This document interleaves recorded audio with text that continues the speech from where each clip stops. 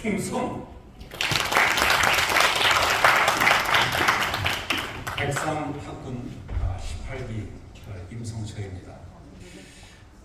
처음에 캄보디아에 지회를 설치하러 이렇게 설립하러 오셨을 때 조금 전에 여기서 보여준이라는 그 비디오 영상을 보여주시는데 15기, 16기, 17기 하더니 19기 이렇게 뛰어가더라고요. 근데 오늘도 보니까 또 18기가 없고 또 주보를 보니까 또 쭉 나가는데 17기, 19기, 18기가 완전히 배제된 것 같은 그런 느낌인데 제가 가만히 생각해 봤습니다. 18기가 왜 이럴까? 근데 보니까 캄보디아만 해도 18기 4명이 선교사로 있습니다.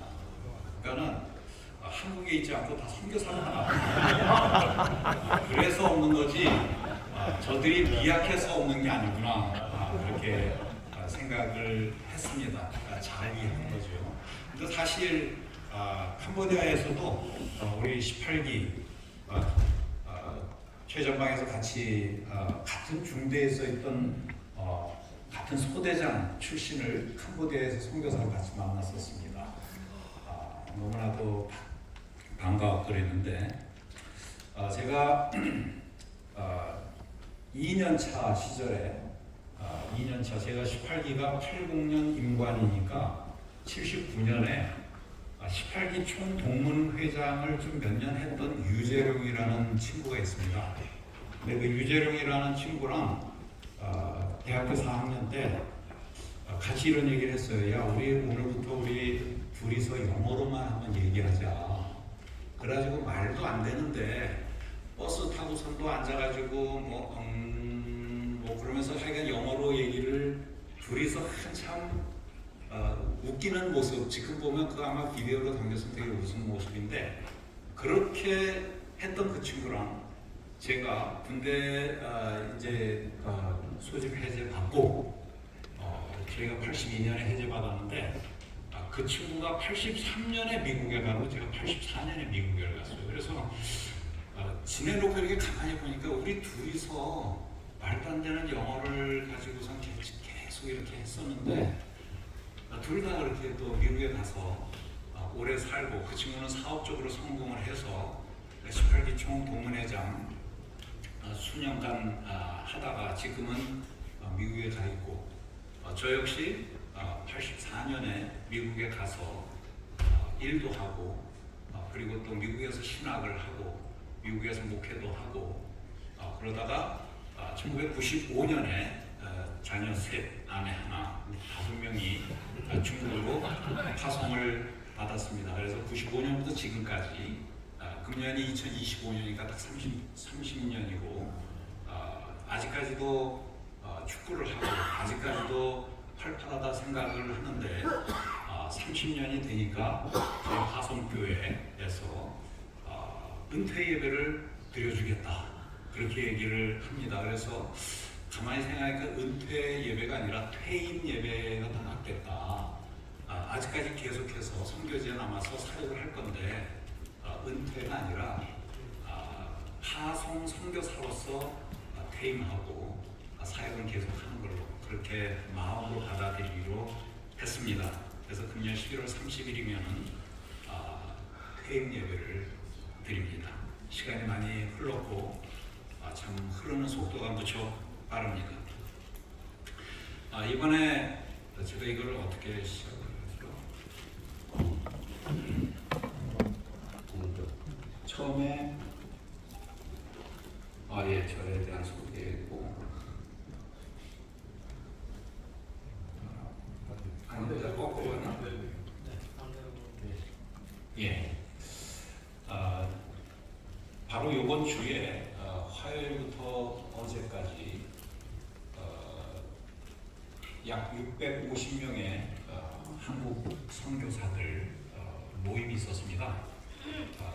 이제는 벌써 태국 선교, 인도네시아 선교, 말레이시아 선교가 70년, 50주년, 캄보디아가 그 킬링필드 때문에 늦게 시작을 해서 30년을 넘겼고 중국도 수교 이후에 중국 선교사들이 들어왔기 때문에 30주년을 간 넘겼지만은 이제는 벌써 선교사들이 44년, 40년, 30년 뭐 이렇게 되신 분들이 제법 많습니다. 그래서 이번에 650명이 그 평창 지난번에 평창 대회 올림픽 열렸던 동계올림픽 열렸던 알펜시아 지역에서 모여가지고 같이 선교 컨퍼런스를 했습니다.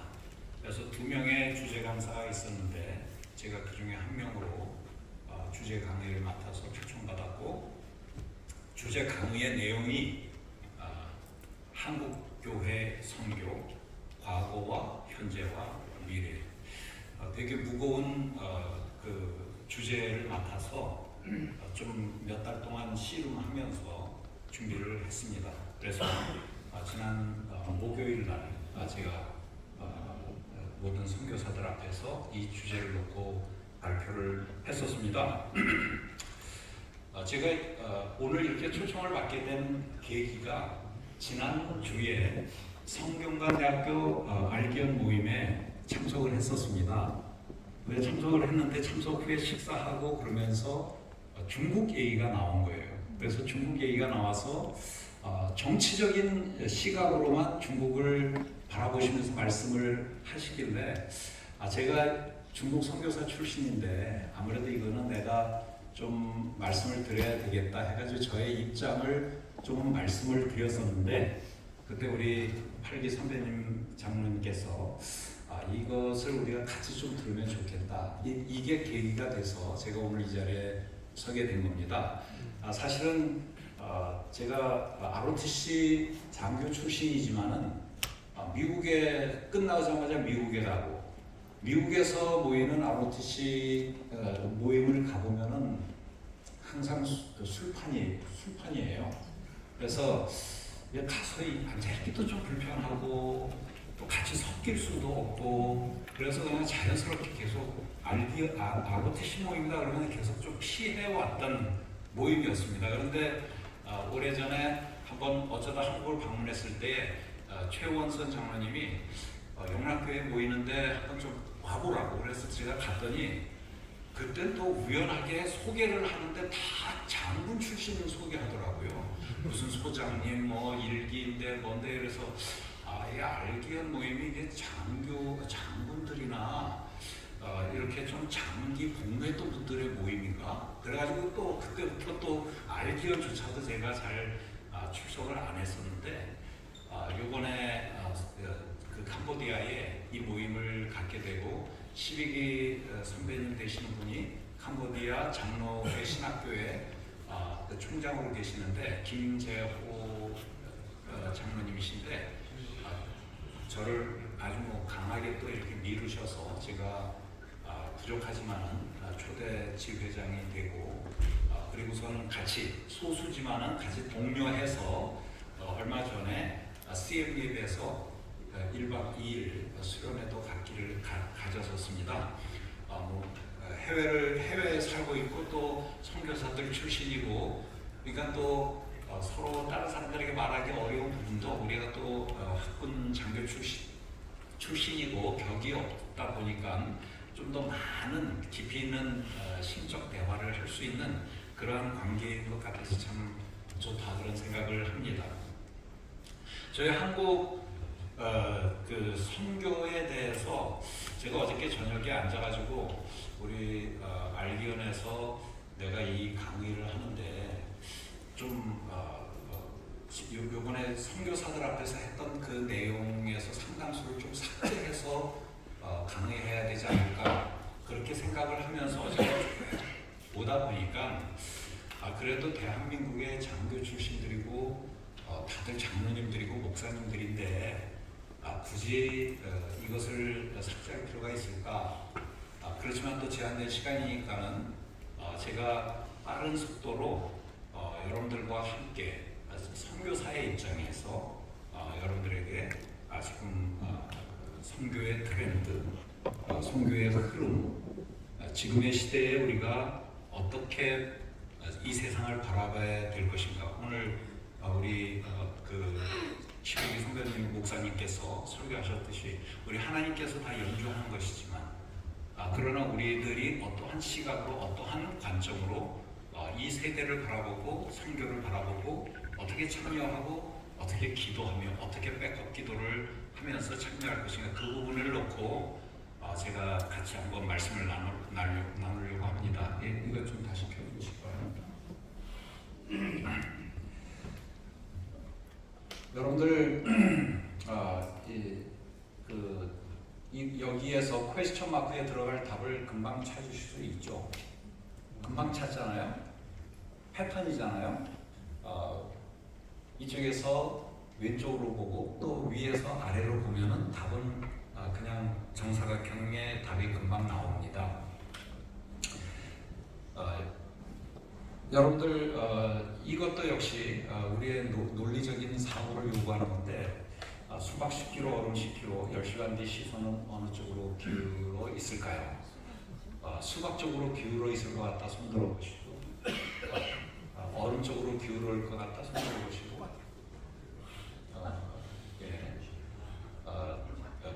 좀 더 논리적으로 우리가 잘 생각을 해야 될 필요가 있는 거죠. 10시간 뒤라는 게 되게 중요합니다. 잠시 뒤에 얼음이 녹기 시작하면 시도가 어느 쪽으로 가요? 수박 쪽으로 가죠? 그러면 수박이 동그랗습니까? 네모났습니까? 동그랗죠? 그럼 수박이 어떻게 될까요? 예, 굴러떨어지죠? 그러면은 균형을 잃은 동그란 수박은 굴러떨어지고 시소가 얼음 쪽으로 급히 기울어지겠죠? 근데 10시간이잖아요? 10시간 뒤에는 얼음이 어떻게 될까요? 예, 다시 얼음이 녹아서 원래대로 평행을 이룬다. 이거는 그냥 우리가 간단하게 생각할 수 있는 것이지만 우리가 그냥 추론할 수 있는 내용들입니다. 우리가 사사기를 보면은 반복적 패턴이 있지 않습니까? 죄를 지으면 하나님이 경고하시고 경고해도 말 안 들으면 하나님이 심판을 하시지요. 주의 나라를 들어서 그리고선 압제를 당하면서 아주 그냥 애통해하고 너무 고통스러워서 하나님께 외치고 간구합니다. 도와주셔서 하나님께서 하나님의 방식으로 구원해 주시고 그리고 또 평화가 도래하고 그러다 보면은 과거에 더 힘들었고 하나님께 부르짖고 외쳤던 그런 것들을 다 망각합니다. 그러고선 또 다시 죄를 짓기 시작합니다. 이것이 역사적인 하나의 패턴입니다. 지금 우리나라가 어느 자리에 있는가 그리고 앞으로 어떻게 갈 것인가. 미국이 지금 여태까지 축복을 받았던 나라였는데 모든 면에서 하향세로 나가는데 그렇다면 그것을 인간적인 관점에서 정치적 관점에서 경제적 관점에서도 충분히 우리가 답을 제시할 수 있지만 우리가 영적 안목으로 바라볼 때 과연 우리들은 어떻게 흘러갈 것인가. 분명하게 우리들은 반복적 패턴 속에서 우리가 이 세상을 바라보지만은 우리들에게는 성경이 있고 우리들에게는 역사가 있기 때문에 우리들은 그러한 하나님께서 주신 그러한 논리를 가지고 성경적 논리를 가지고 바라봐야죠. 누가복음 12장에 보면은 너희가 구름이 서에서 일어남을 보면은 곧 말하기를 소나기가 오리라. 그러니까 진짜 온다. 남풍의 불물 보면 너희가 더우리라. 진짜 그렇다. 그런데 너희가 이 천지의 기상은 분별할 줄 알면서 어찌 이 세대는 분별치 못하느냐. 그런 말씀을 예수님이 하시지 않습니까? 마태복음 16장에 봐도 예수께서 말씀하시기를 저녁에 하늘이 붉으면 날이 좋겠고 아침에 하늘이 붉으면 흐리겠구나. 다 맞다. 근데 너희가 천기는 분별할 줄 알면서 왜 이 세대는 분별하지를 못하느냐. 예수님도 이 세상의 논리는 너희들이 보면서 분별할 줄 아는데 왜 하나님 말씀에 근거해서 이 세상을 바라보면서 똑바로 분별하지 못하느냐 하는 말씀을 하신 것으로 우리가 받아들일 수 있지 않습니까? 그래서 우리가 추세라는 것을 얘기를 하죠. 그러니까 패턴과 추세는 약간 차이가 있습니다. 패턴과 트렌드는 좀 차이가 있는데 저희들은 이 세상을 하나의 그 패턴으로 바라보는 것보다는 조금 흐름으로 우리가 장기적인 변화를 식별하고 바라볼 필요가 있는 거죠. 트렌드는 하나에 고정된 것이 아니고 살아있는 생명체가 힘과 동력을 받아 한 방향으로 계속해서 움직이는 겁니다. 추라는 것이 달린다 그런 거고, 새는 형새 새자지 않습니까? 어느 한 방향으로 힘을 가지고 달리는 것을 추세라고 그러는데 막 이렇게 순간순간의 변화는 이렇게 갔다가 오르락 내리락하지만은 전반적인 그 속에서의 추세라는 게, 방향이라는 게 있기 때문에 우리들은 모든 것을 이 추세로 분석을 하지 않습니까? 우리가 선교에 대해서도 사실은 여태까지 어떻게 흘러왔고 지금 어떻게 흘러가고 있고 그러니까는 앞으로 어떻게 갈 것이라는 것을 저희들은 이것을 가지고 방향을 예측할 수가 있는 것입니다. 그러니까는 패턴과 추세를 파악하는 것은 사실 이거는 어찌 보면 과학입니다. 이 세상의 많은 것들은 성경도 하나님께서 무지막지하게 아무렇게나 논리 없이 쓴 게 아니라 하나님의 분명한 논리 속에서 성경이 기록되어 있고 하나님의 분명한 계획 속에서 이 세상이 흐르고 있고, 이 세상의 흐름이 점점 악해지는 이 세대에 하나님께서는 하나님의 사람들을 통해서 어떻게 이 세상을 딜링하시는가 하는 것도 우리는 분명한 추세를 바라보면서 추세 위에 올려놓고 우리가 생각을 해볼 필요가 있다는 거죠. 그러니까는 현재 우리가 선교지에서 발생되는 여러 가지 일들, 또는 현재 우리가 살고 있는 대한민국에서 발생하고 있는 문제들, 또는 우리가 미국이나 중국에서 발생되고 있는 많은 일들, 이러한 것들을 하나의 현상이라고 우리가 생각을 하고 하나의 여건이라고 생각하고 하나의 환경과 상태라고 생각을 할 때에 이것을 어떻게 바라볼 것인가? 우리들은 기독교인들이고 우리들은 절대적인 하나님의 말씀인 성경을 갖고 있습니다. 그렇기 때문에 우리들은 당연히 성경을 가지고 바라보는데 그 전에 여태까지 흘러온 사사기에서 보여주듯이 사사기에서 한동안 평화로운 시대가 있었는데 이들이 조금 엉뚱한 짓을 하기 시작한다 그러면은 우리가 그 다음을 예측할 수가 있듯이 선교와 현재의 흘러온 역사를 이 현상에다가 올려놓고 보는 거죠. 그리고 맨 위에 성경적 원칙을 가지고 여기에 돋보기를 현재의 상황에다 들여다보고 위에서 아래로 분명하게 내려다보면은 우리는 좀 더 정확한 시대적 현상을 분별할 수 있는 그러한 눈을 가질 수 있다고 저는 생각을 합니다. 그래서 단순하게 어떤 상황만 탁 바라보고 말하는 것이 아니라 과거에는 이러한 상황 속에서 어떻게 이러한 일들이 발생했고 어떻게 대처했으며 성경 속에서 성경의 관점에서 볼 때는 과연 어떻게 보는 것이 맞을까? 이런 생각을 해야 되겠죠. 사실 1988년에 이 Today's Choice for Tomorrow Mission이라는 책을 데이비드 헤셀그레이브라는 선교학자가 이 책을 썼습니다. 제가 1988년에 시카고에 있는 트리니티라는 신학교에서 MDB를 공부할 때 저는 선교학 미션 엠퍼시스로 공부를 했는데 저의 교수였던 분 중에 한 분이 데이비드 헤셀그레이브, 폴 히버트, 호버트 케인 이런 분들이 제가 공부했던 저를 가르쳤던 교수였는데 이분이 이 책을 쓴 거죠. 저는 이 책이 40년 전에 쓰였기 때문에 지금의 시사성이나 정보성에 있어서는 전혀 가치가 있다고 보지 않지만 미국 교회가 저희보다 선교가 훨씬 앞섰던, 시대적으로 훨씬 앞섰던 상황 속에서 미국 교회가 지금 선교에 있어서 힘들어하던 그 시점에 하나의 선교학자가 이 글을 쓴 것에 대해서 저는 상당히 가치를 부여합니다. 그리고 또 이분이 여기에 부제가 보면은 Evangelical Perspective on Trends and Issues in Mission, 그러니까 트렌드의 관점에서 당시에 미국 교회 선교를 다뤘었죠. 그러니까는 이제 여기에서 당시에 지금 한국 교회가 고민하는 문제랑 똑같은 문제를 하는 거죠. 해외 선교 흐름에 대한 관점을 다루는데 선교 전략의 방향성에 대한 진단이라든지 북미주에 존재했던 700여 개의 선교단체의 선교에 대한 당시의 입장과 전략적 고민들을 다루고 그리고 다양한 논의들의 흐름과 미래의 방향을 평가하고 그리고 선교학계에서 발표했던 여러 가지 것들을 객관적으로 분석하고 실은 책입니다. 제가 이번에 선교사들에게 이런 얘기를 했었어요. 이제는 우리 선교사들 중에 선교학 박사 받은 분들도 많고 그냥 뭐 디미스만 받은 게 아니라 PhD in 미션으로도 받고 이런 분들이 많은데 이제는 좀 이러한 책자가 나올 때가 됐다. 그러한 도전을 선교사들에게 했었고 저 역시 그런 마음으로 지금 여러 가지를 생각합니다. 우리가 때로는 해결책 없는 문제만 제시하고 비관적인 입장에서 모든 것을 바라보는 그러한 때도 그러한 경우도 많습니다.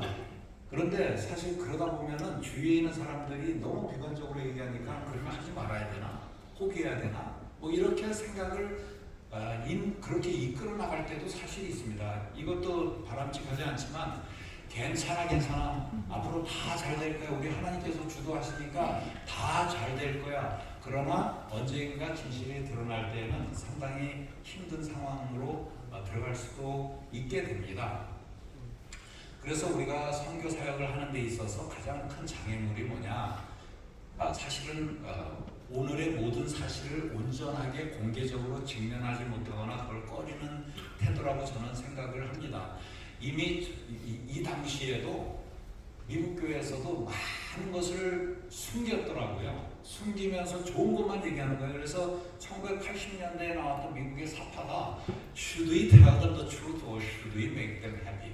그러니까는 선교사 둘이 앉아가지고 선교 보고하기 전에 둘이서 고민하는 게 야, 진짜를 말할까 아니면 저들을 즐겁게 할까 그런 고민을 하는 거예요. 아마 여기에 계신 많은 분들은 앉아서 듣는 입장이잖아요. 근데 저는 늘 보고하는 입장인데 보고하는 입장에서 이거를 어디까지 이거를 다 얘기를 해야 될 것인가?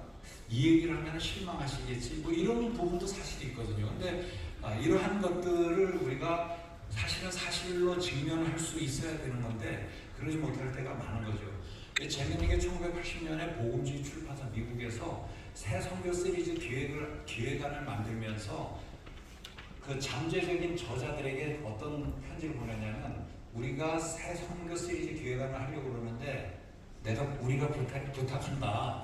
제발 네거티브하게 쓰지 말고 긍정적으로 써야 헌금이 들어온다. 그러한 요청을 1980년 미국에 있는 출판사에서 잠재적인 선교 저자들에게 이런 서신을 발송을 합니다. 그러니까는 지금 안 그럴까요? 우리 한국이 우리가 냉정하게 다 생각을 해볼 필요가 있는 겁니다. 사실 1793년에 영국에서 처음이라고 말하는 윌리엄 캐리를 인도에 파송을 하지 않습니까? 근데 사실은 1793년에 윌리엄 캐리를 영국에서 파송하기 전에 덴마크에서는 이미 지겐 발크 플리쇼라는 사람을 1706년 윌리엄 캐리보다 87년 앞서서 인도에 선교사를 파송을 합니다. 그리고 우리가 잘 아는 모라비안 교도들 있지 않습니까? 1791년 이전에 모라비안 교도들은 이미 300명의 선교사들을 진짜 많은 곳에 파송을 했습니다. 그래서 진짜 이 모라비안 사람들은 제비를 뽑아 선교지에 보내고 신발 한 켤레만 있어도 선교지로 갈 수 있고 노예들에게 복음을 전하기 위해서 노예가 되는 그 정도로 적극적인 마음으로 선교에 참여를 했었지만 우리가 굳이 개신교 선교를 얘기를 할 때에 영국 선교를 얘기하는 이유는 숫자에 있었어요. 그러니까는 1900년 초에 1900년에 맨 끝에 보면은 이미 13,600명 정도의 선교사들이 전 세계에 활동하고 있는데 그 중에 한 6,000명이 이미 영국 선교사들이 활동을 하고 있었습니다. 1900년 초에 우리 한국 상황이 어땠는지 우리 잘 알지 않습니까? 근데 이제 선교를 하는 데 있어서는 선교가 부흥하는 데 꼭 이 몇 가지가 따릅니다. 첫 번째는 영성이죠. 그 시대의 영적인 각성운동이 얼만큼 전개가 되고 영적으로 밑받침을 깔았는가. 이미 1600년대 태어난 1700년대 태어난 그런 존 웨인이라든지 우리가 번역서적으로 많이 알고 있는 리차드 백스터라든지 조지 위필드, 요한 웨슬레, 찰스 웨슬레 뭐 이런 분들이 이미 밑받침에 깔아서 교회에서 영적 각성운동을 무지무지하게 강력하게 전도를 했고 많은 사람들이 회심하는 그러한 그 영적인 것이 밑받침이 되어 있었어요. 우리 한국교회도 선교가 시작되기 전에 이것이 부흥회 곳곳에 시도 때도 없이 모든 지역에서 부흥회가 얼마나 많이 있었습니까? 그러한 그 영적 각성운동이 한국에서도 있었듯이 초창기에 영국에도 이런 것이 있었고요. 그리고서는 1760년대에 그 증기 기관차가 발명되면서 이 산업, 이게 그냥 손으로만 하던 수공업이 이제 기계로 도입되면서 무지무지하게 많은 경제적인 그 성장이 영국에도 있었습니다. 그러면서 교회에 헌금이 유입되죠. 아무리 경제가 먼저 성장하고 돈이 많아도 영적인 각성이 안 돼 있으면 교회로 유입이 안 되는데 이미 맨 밑바닥에 영적인 각성운동이 진행되고 경제적으로 부흥하고 그러니까 헌금이 늘어나고 그러니까는 얼마나 많은 교회들이 세워지고 기독교 학교들이 세워졌는지 모릅니다. 그러다 보니까는 베프티스트 미셔너리 소사이어티 이런 것들이 막 세워지는 거죠. 그래서 선교운동들이 일어나면서 그 베프티스트 미셔너리 소사이어티 BMS를 통해서 윌리엄 케일의 일대 파송을 받고 그러한 일들이 진행이 됩니다. 그런데 언제나 이렇게 고가로 이렇게 올라가다 보면 언제나 밑으로 떨어지는 추세가 있습니다. 그것이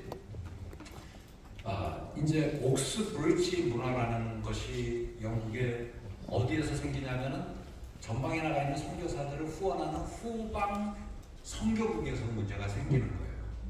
그러니까 옥스 브릿지가 뭐겠어요? 혹시 추측이 가능하겠습니까? 옥스가 영국에 있는 유명 대학이 뭡니까? 옥스포드. 그 다음에 브릿지가 끝나는 게 케임브리지.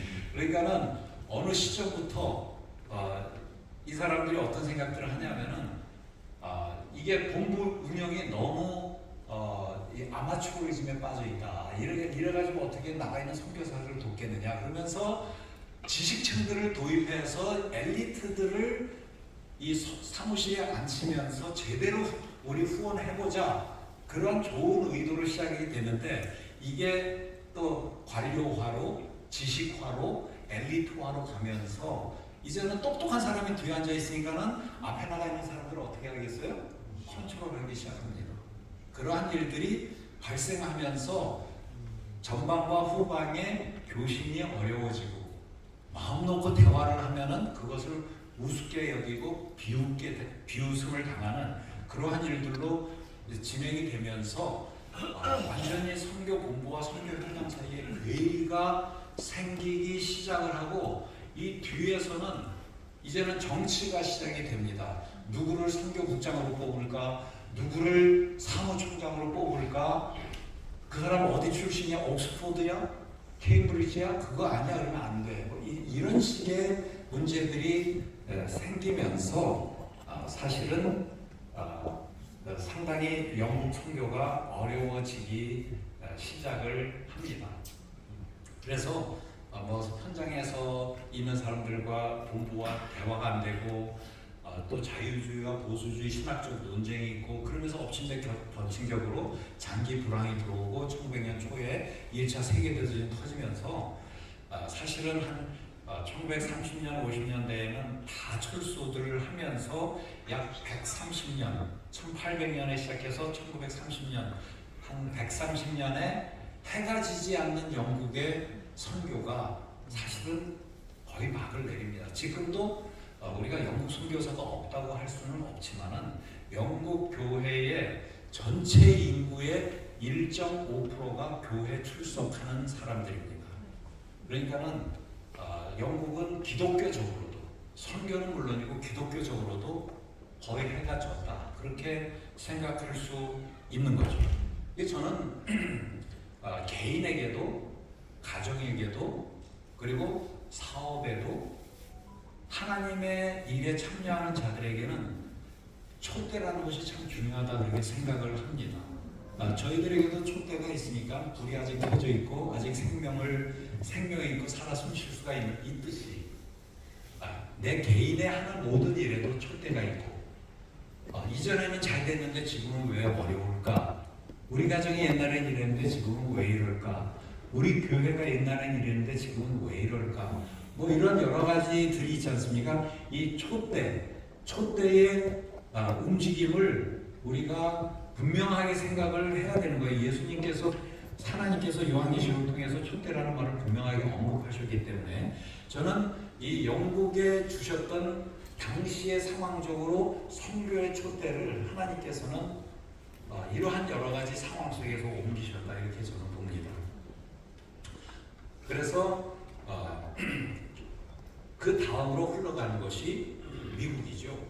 그래서 이 브라이언 스탠리나 앤드류 월스 이런 사람들 다 영국 사람들인데 이 사람들이 인정을 하고 영국 선교회가 인정을 하고 영국 교회들이 인정하면서 이제 우리의 시대는 지나갔고 이거는 미국으로 다 넘어갔다 그렇게 솔직하게 다들 인정을 하게 됩니다. 그래서 20세기 초에 그 제임스 데니스라고 그 집계 권위자인데 1902년에 미국에 이미 134개의 선교단체가 있었고 5,588명의 해외 선교사 파송이 있어요. 이 중에 한 3,000명 정도가 여성 싱글 선교사들이 파송을 받습니다. 1902년에 우리 한국의 상황은 대한제국의 상황은 어땠습니까? 일본과 러시아와 청나라에 이미 아강 파천이 있은 후에 이 3개의 강대국 틈에 껴가지고 있는 시고 막 이러던 시절에 미국은 이미 5,588명의 선교사를 파송을 했었습니다. 1960년에 발행되는 거에 보면은 4만 명 전 세계 선교사 중에 2만 6천 명이 미국 선교사였다.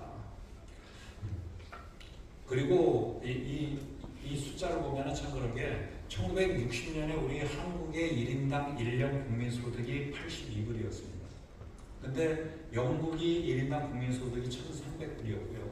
미국이 3,000불이었는데 미국 선교사들이 1960년에 우리 한국에서 활동하던 미국 선교사들이 받던 돈은 한 2,500에서 4,000불씩 받았어요. 그러니까는 옛날 미국 선교사들이 살던 집들 이렇게 보면은 많이 다르지 않습니까? 다 이런 이유가 있는 거예요. 교회가 그렇게 서포트를 했고 그만큼 하고 싶은 일들, 학교 세우는 일들, 병원 세우는 일들 이런 것들을 손쉽게 진행할 수 있었던 것들이 82불의 1년 연소득 한국에서 2,500불, 4,000불, 5,000불, 6,000불씩 받던 선교사들이 해낼 수 있었던 일들이었죠.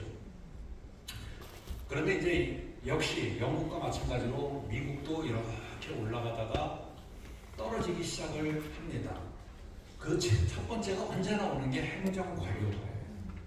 그러니까 이게 제도하고 형식하고 관료합니다. 이게 오면은 이게 참 바꾸기가 힘들어요. 우리 한국도 회계운동 전개하잖아요. 그러나 관료화된 이 행정 시스템이라든지 형식화라든지 제도화의 시스템이 안 바뀌고 회계운동은 관료화를 바꾸고 제도화를 바꾸고 형식화를 바꾸는 게 회계입니다. 근데 그게 안 되면은 아무리 외쳐도 이게 쉽지 않은 것이 사실이죠. 그래서 뭐 유연한 행정을 그건 아마추어리즘이라서 그러는 거예요.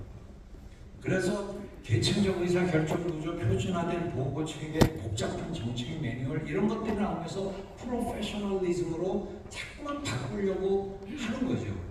그러니까 이게 좋은 점인데 분명히 좋은 점인데 이것이 제도화가 되고 형식화가 되면 여기에서 문제가 되고 인간 중심으로 바뀌는 거예요. 그러니까는 이제 이런 게 발생하면 항상 나오는 게 선교사 개인보다는 사안이 중심이 돼요. 어떤 사람을 어떻게 구원했어가 아니라 이것을 구원함으로써 우리 교회에 어떤 영향을 미쳐서 얼마큼 선교비가 더 나올 수 있느냐 이런 쪽으로 자꾸만 방향이 전환되는 거죠. 효율성의 강조를 위해서 선교사 한 명 한 명의 가치를 희생시킵니다. 현장 중심의 축에서 후방 지원 중심으로 갑니다. 관리 중심으로 이동합니다. 현장 사역자의 자율성, 창의성이 제한됩니다. 선교사가 뭐라 그러면 뭘 안다고 그래? 우리가 다 알아서 할게요. 이게 아이러니한 역사의 반복으로 저는 봅니다. 여러분들 지금 혹시 우리 알기언 동문들 중에 선교의 후방에서 선교사들 후원하고 위해서 기도하고 그런 분들 계시면은 이거 좀 잘 참고하시기를 바랍니다. 그러니까는 나가서 있는 사람들도 역시 영적인 안목이 어디에 꽂혀 있는가? 후방에서 요구를 너무 많이 하다 보니까 다 선교사들이 프로젝트에 꽂혀 있어요. 왜냐하면 프로젝트를 해야 뭐가 눈에 보이는데, 진짜 중요한 것은 얼마나 많은 사람들에게 복음이 진짜로 쉐어가 되고 얼마나 많은 사람들이 주님 앞으로 이 사람들이 돌아왔는가가 선교사가 관심 가져야 될 일이고, 거기에 우리가 목을 걸어야 되는데, 그리고 또 후방에 있는 분들도 거기에 초점을 맞춰야 되는데 무슨 일이 진행되고 있는가에 관심이 있으니까 선교사들이 계속 그쪽으로 맞춥니다. 저는 아직까지 현장 선교사입니다. 역사의 반복이에요. 영국이 그랬고요. 미국이 그랬어요. 미국에서는 나라의 상황이 베트남 18년 동안 진행되고 50만 명의 미군들을 보내고 그 중에서 전투부대를 8년 동안 5만 몇천 명이 죽지 않습니까? 그러니까는 미국에서도 My son was killed in Vietnam. What for? 뭐 때문에 이게 이런 일이 있어야 되느냐? 그러면서 사실 이 당시에 해외에 나가 있던 미국 선교사들이 자존감이 많이 상하고 교회들이 많이 갈등하고 교인들이 힘들어하던 그런 시기가 외적인 요인으로도 사실 주어지고, 기독교 내부 요소에서도 당시에 1988년, 91년 요 사이에 TV 이벤트리스트들 타락은, 저도 그 당시에 미국에서 있었을 때인데, 저도 그냥 뭐 텔레비 키면 항상 TV 이벤트리스트 나와서 지미 스워하트가 찬양 피아노 치면서 막 눈물을 흘리면서 찬양 부르면 막 많은 사람들이 눈물을 흘리면서 듣고 은혜 받고, 짐 베이커스가 사회 보면서 사람들 초대해서 대화하고 막 이러면은 막 많은 사람들이 그랬는데, 이 지미 스워하트가 1년 52주 중에서 한 50주를 창녀촌에 간 거예요. 그 창녀가 사진 찍고 그 성행위 모습까지 다 올려버린 거예요. 그러면서 사람들이 얼마나 충격을 받았어요. 그러니까 지미 스워하트가 나가서 눈물을 흘리면서 회개하고, 또 미국에서 그렇게 정직하게 눈물 흘리고 회개하면 또 받아주잖아요. 근데 한 2, 3년 있다가 똑같은 사건이 또 터지네. 짐 베이커스 그랬죠. 오랄 로버트 우리가 너무 잘 알잖아요. 이분은 유명한 아주 그냥 뜨거운 캐리스메릭 모먼트를 하던 목사님인데, 이분이 내가 앞으로 6년 동안에 6개월 내에 800만 불을 모집하지 못하면 하나님이 내 생명을 취하시겠다고 말씀하셨다. 여러분들 내 생명 취하기를 원하십니까? 여러분 800만 불 빨리 모집하십시오. 꼬마들이 편지하면서 할아버지 죽지 마세요 그러면서 꼬마들이 막 몇 불씩 건너가지고 보내고, 이러는 일들이 6개월 동안 800만 불 모금을 했지만 미국 전체 사회에 미친 영향은 참 추잡하고 추문을 일으키고, 그러면서 진짜 미국의 기독교가 밑바닥으로 떨어진 사건으로 저는 이걸 보는 거예요. 그전에는 진짜 제가 성직자가 이 기독교 목사 요 카드 하나 있으면은 어디 중환자실이고 방사선 치료받고 막 아무도 출입금지 하는데, 그런데도 저는 이거 다 마스크 쓰고 들어갈 수가 있었어요. 목사 카드가 있으면. 그렇지만 지금은 그런 거 없어졌어요. 이제는 아니에요. 다들 이러한 문제들 때문에 이런 문제들이 생기고, 심지어 뭐 미국의 PCUSA 같은 경우에는 선교사들 면접할 때 뭐 할 겁니까? 가서 뭐 하려고 선교사로 지원했습니까? 저 복음 전하겠습니다. 교회 개척하겠습니다. 안 됩니다. 우리 PCUS는 정책상 그거 못하게 되어 있습니다. 할 수 있는 건 딱 한 가지입니다. 로컬 처치에서 요청을 하면 할 수 있습니다. 그러나 여러분이 독자적으로는 못합니다. 선교사들이 뭐 때문에 선교사가 되겠다고 지원을 하는데, 전도와 교회 개척은 안 된다. 뭐가 되느냐? 학교 세우고 병원 세우고 고아원 세우고 사회에 정의운동하고, 이거는 지원을 합니다. 그러니까는 선교사로 있으면서 30년 있으면서 선교사들이 한국보다 더 편한 데 가 있는 건 아니잖아요. 힘든 곳에 가 있으면은 거기에 뭔가의 보상이 있어야 돼요. 그 보상, 제일 큰 보상은 하나님 모르는 사람 하나님 알게 되는 일을 보는 것만큼 에너지가 차지되는 게 없잖아요. 하나님 막 믿은 사람이 성장하는 모습만큼 우리가 힘을 얻는 게 없잖아요. 그것 때문에 있는 건데 그거를 처음부터 못하게 하니까. 그러니까 결국은 2022년 225차 총회 때 선교사 제도 끝납니다. PCUS의 큰 교단입니다.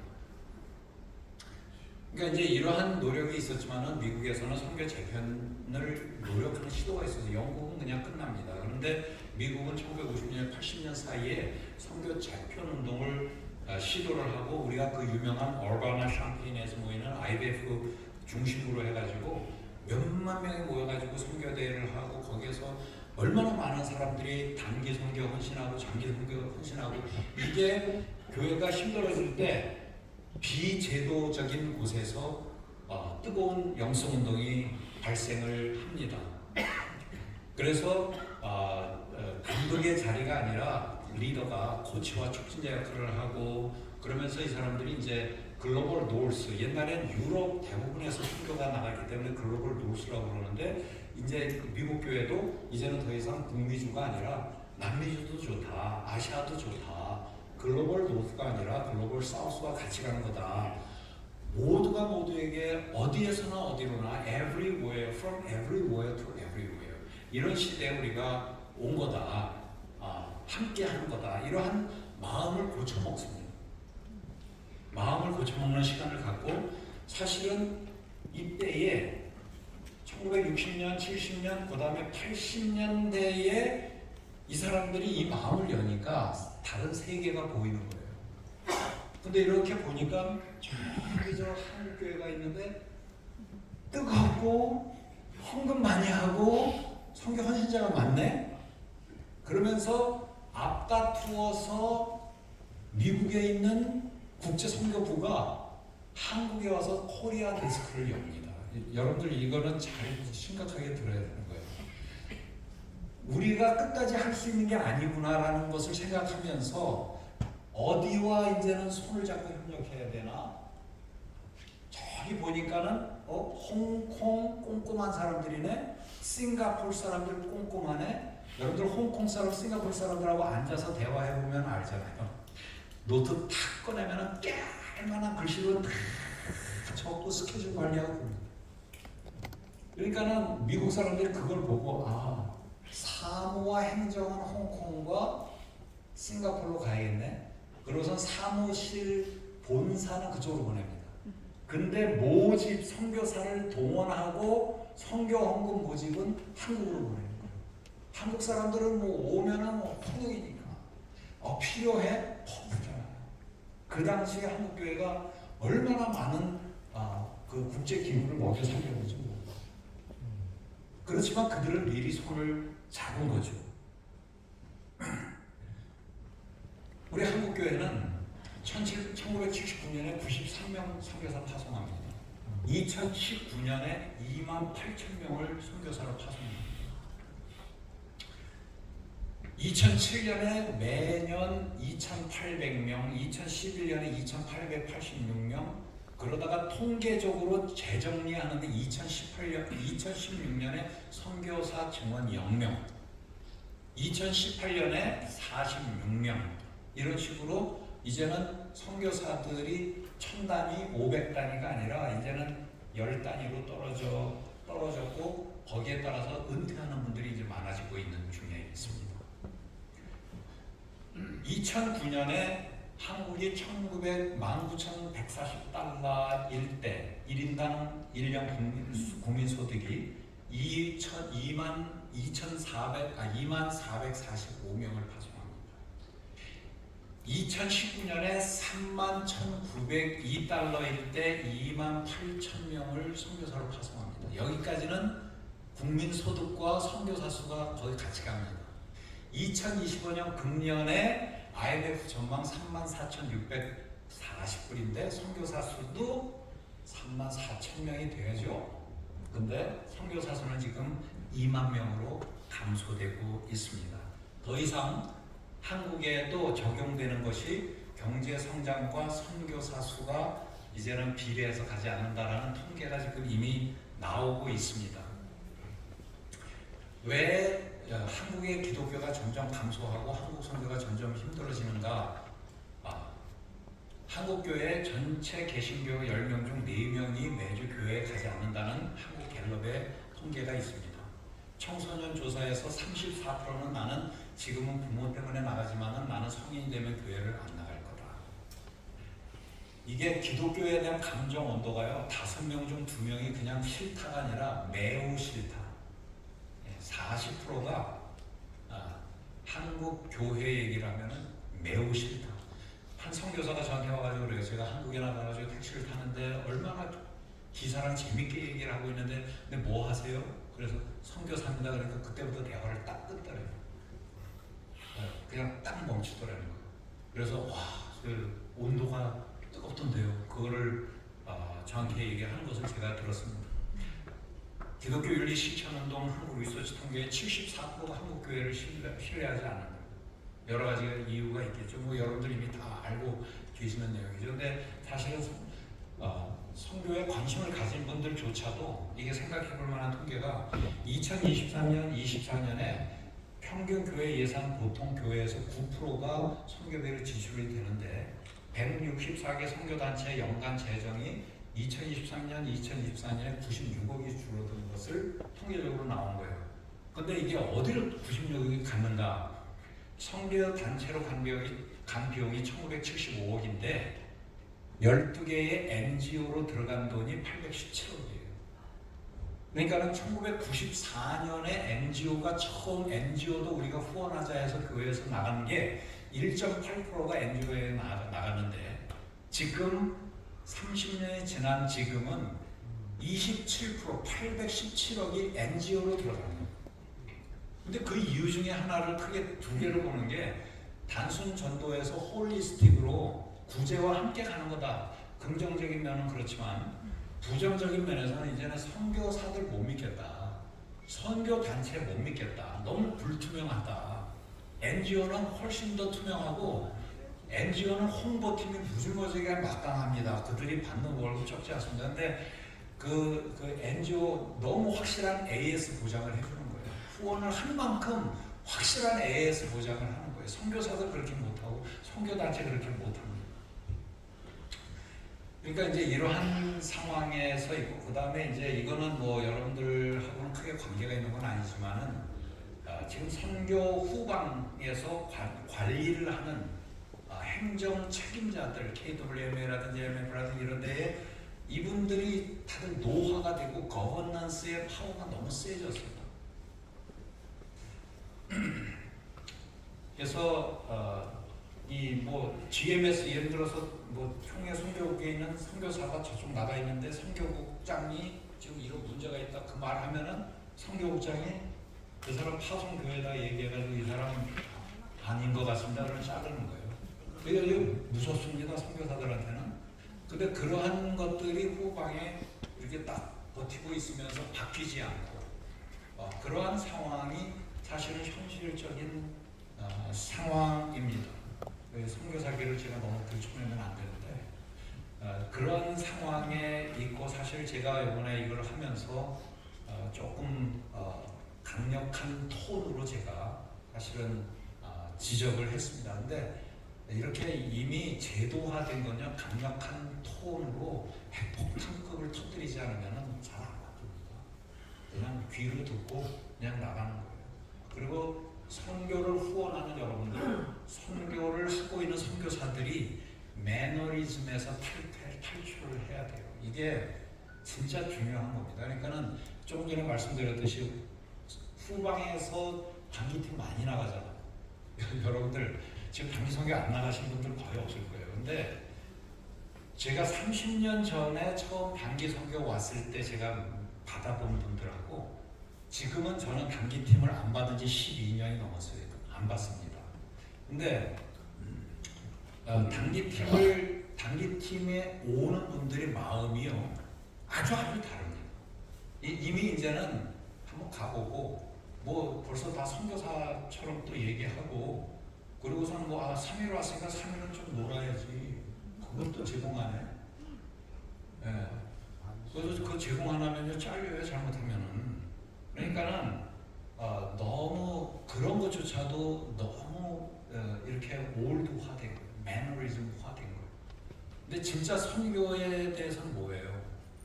한 명 한 명 영혼 구원에 관심을 가져야 되잖아요. 우리가 그거에 맞춰야 되잖아요. 처음에 우리가 다 그랬잖아요. 옛날에 우리 간증 집회 열면요, 어떻게 해서 이 사람 구원했다 그러면 그 말 들으면서 박수치고 막 울고 막 그랬잖아요. 지금 그 말 들으면요 졸아요 다. 어떤 말을 들어야 되느냐? 익사이팅한 얘기를 해야 즐거워하는 거예요. 그러니까 거짓말 보태고 과장되고 이렇게 자꾸만 나가잖아요. 그거 누구 책임이에요? 사실 우리들한테 책임이 있는 거예요. 진지하게 한 명을 구원하는 과정을 듣고 그것을 위해서 기도하고 그 한 명을 위해서 우리가 헌금해야 되는데, 이제 그 시대가 지나가고 자꾸만 메가 시스템을 자꾸만 원하는 거죠. 그거를 기대를 하니까는 선교사들도 자꾸만 거기에 맞추려고 하는 게 있는 거예요. 그래서 저는 우리 선교사들한테도 이번에도 도전한 게, 당신들 연구해라. 사무실 따로 가져라. 집에서 침대에서 뒹굴지 마라. 그래도 여기 한국에 있는 목사님들은 그래도 새벽 기도라도 실투조tum 하잖냐. 당신들 새벽 기도하는 사람 얼마나 있느냐, 새벽 기도에 설교하는 사람 얼마나 있느냐, 수요 예배 설교하냐, 금요 집회에 있느냐, 주일 설교 얼마나 하느냐. 억지로도 못할 수 있는 상황이라면 내가 억지로 해야 되는 거다. 저도 제가 우리 선교사들한테 이 책을 보는데, 나도 이런 책을 썼다. 이 책 쓰는 게 쉽냐? 300페이지, 400페이지 지도자 매뉴얼, 동역자 매뉴얼, 사역자 매뉴얼, 이 책을 쓰면서 막 고민하고 연구하고 이러면서 내는 거잖아요. 여러분들도 노력해라. 제가 이런 얘기를 하는데 뭐 여러분들하고 상관이 있는 건 아니지만은, 그러나 우리 선교를 관심을 가진 사람들은 매너리즘에서 분명히 탈피해야 되는 것은 맞습니다. 이제 말씀을 곧 마치겠습니다. 이게 되게 싫은 용어인데 The Dead Horse Theory라는 게 있어요. 이 말을 할 때 제가 선교사들한테 이런 질문을 했어요. 우리 한국 선교 Dying Horse냐 Dead Horse냐. Dead는 죽었잖아요. 죽어가고 있냐, 죽은 horse냐. 우리가 아무리 몸부림치고 뜨겁게 해도 저는 그래서 Dying Horse라는 용어를 씁니다. Dying Horse Theory는, Dead Horse Theory는요 무슨 말이냐면은, 말이 이미 죽었어요. 말이 지금 죽어가고 있어요. 그런데 안장이 좋지 못해서 못 달린다. 그래서 안장을 바꿉니다. 더 많은 먹이를 주려고 합니다. 말이 굶주려서 그래요. 근본적인 문제 해결보다는 기수 때문에 안 되겠어. 기수 갖고. 말을 돌보던 사람을 해고합니다. 역량 부족이야. 다른 사람을 바꿔서 말 역량 공급해. 어떻게 하면 이 죽은 말을 더 빨리 달리게 할 수 있을까 하는 논의를 위해서 회의를 합니다. 태스크 포스 팀을 만들어서 죽은 말 문제를 다각도로 분석하게 합니다. 몇 달 동안 연구하고 결국 말은 죽었다라는 당연한 결론을 내립니다. 훈련이 부족했다는 결론을 내리고 자신의 노력을 정당화합니다. 말을 훈련하기 위한 프로그램을 제안하며 예산을 증액합니다. 죽음의 개념을 설득하여 새롭게 정의하고 아직 가능성이 있어. 지금 저는 선교사들 앞에서 이 말을 하면서 제가 되게 무거운 마음으로 얘기를 했었어요. 우리 한국교회, 우리 냉정하게 봅시다. 우리 한국 선교 죽었습니까? 죽어가고 있습니다.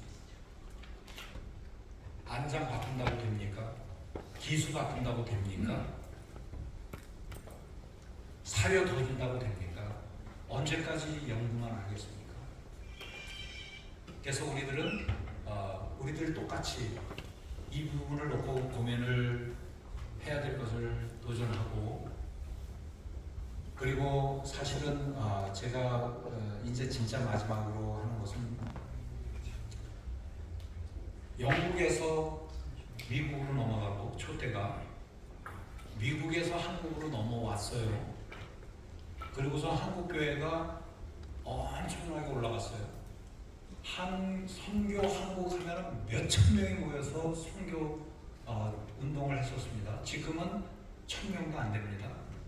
모든 것이 다 지금 이렇게 어려운데 한국에서는 계속 죽은 말 아니면 죽어가는 말 살리기만 집중합니다.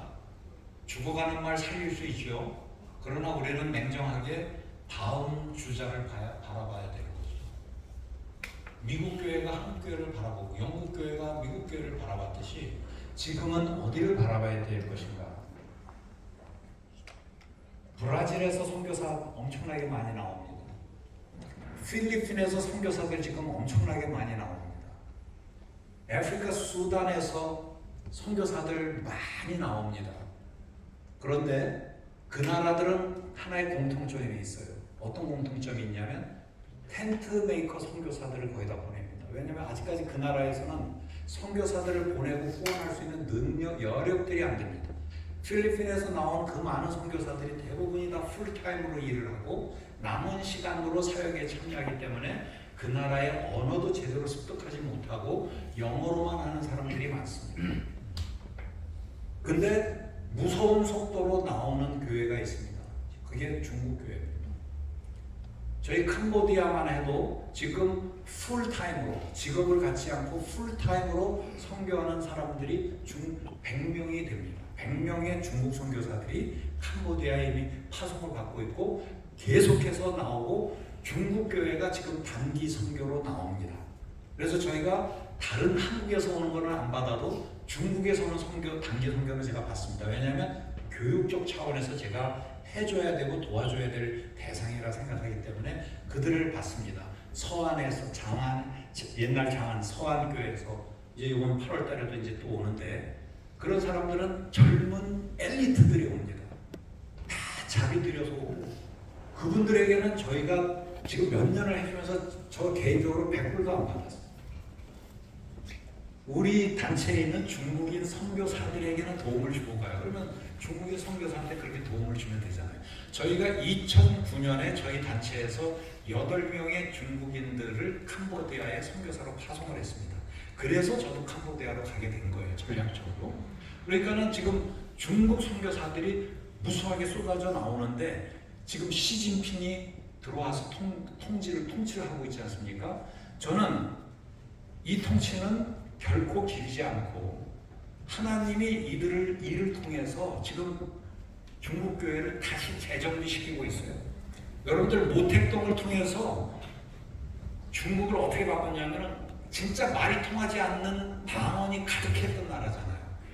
제가요 중국에 있으면서 산골 꼴짝꼴짝에 들어가서도 제가 보통화로 설교하면 다 알아듣습니다. 왜?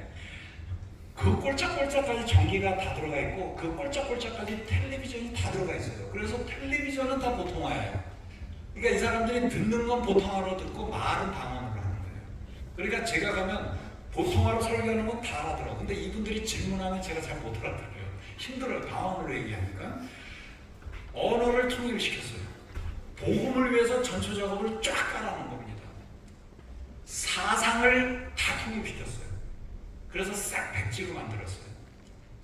그러니까는 지금 시진핑이 들어와서 다시 도교가 무지무지하게 영향을 발휘하고 있는데 지금 시진핑이 들어와서요 불교도 안 된다, 도교도 안 된다, 기독교도 안 된다, 싹 엎어버렸습니다. 그러니까는 이제 다시 중국 교회가 이제는 순수하게 복음에 참여할 수 있는 여러 여건을 다 줬습니다. 저는 지금 중국 교회에서 저를 많이 후원합니다. 저희가 처음에 개척하고 저희가 다 돈 들고 다니면서 하던 건데 이제는 저를 후원하는 거예요. 지금 미국에 있는 화교, 싱가포르에 있는 화교, 대만에 있는 화교, 중국 교회 다 손잡았어요. 예, 끝냅니다. 왜 손잡았느냐? 물주예요. 이제 중국 교회가 저들에게 물주가 된 거예요. 옛날에 한국 교회를 물주로 알고 미국에서 막 들어왔잖아요. 지금 한국 교회가 누구와 손잡아야 되느냐? 여태까지 중국 선교한다고 그렇게 많은 돈을 투자했잖아요.